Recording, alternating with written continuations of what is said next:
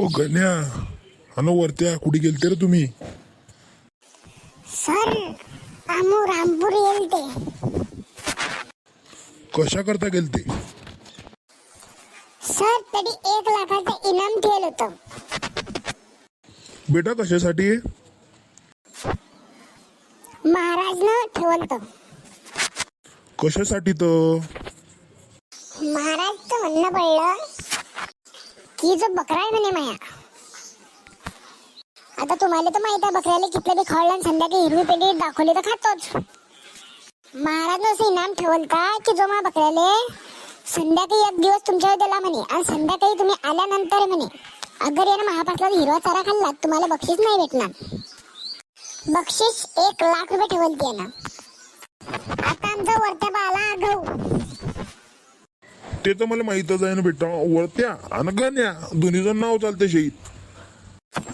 लयच लोक आलते तरी लयच नेला बी आणला बी. पहिला माणूस आला त्याने नेला घरी नेला खूप खवाळलं सकाळपासून संध्याकाळीला पुरा मगम करून आणला त्याने. पण तरी त्यानं संध्याकाळी जसाच महाराज आला तर तुम्हाला माहित आहे की बकरा कधी हिरवा चारा कधी दावला का हवी तर खातोच. बकऱ्याचं काय पोट भरते का? आता आमचा वरते इथला चालू वरत्या गेला महाराज पासून. महाराज म्हणतो मला द्या म्हणे 24 घंट्यासाठी.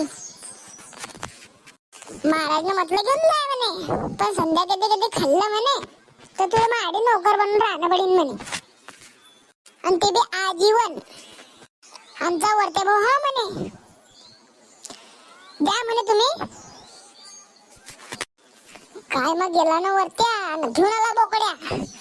मीनं पकडला बोकड्या आणि वरत्या भाऊनं काय केलं बांधला त्याले झाडाले आणि पुढे मस्त डंगले हिरवी एकच पेंडी बांधली आणि बोकड्याच्या हिरवी पेंडी खायले आणि वरत्या भाऊ त्या तोंडावर मारत जाय तोंडावर मारत जाय तोंडावर मारत जाय. जिथल्या दावे तिथल्या दाव तोंडावर मारत जाय. जिथल्या दावे तिथल्या दाव तोंडावर मारत जाय. आणि हिरवी एकच काळी होती वरत्या भाऊच्या हातात.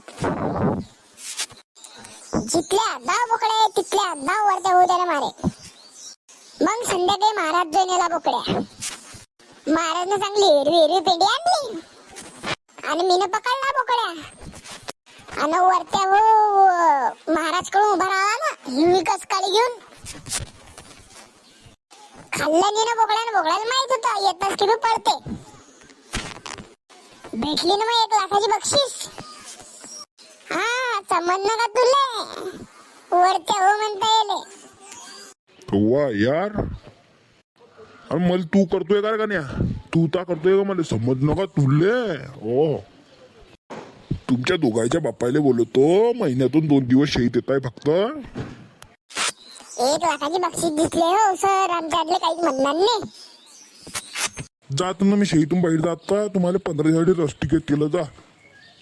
नाही ना सर सांगा नको ना सर. सांगा नको. चला निघा निघा चला निघा. चाले वरत्या भाऊ.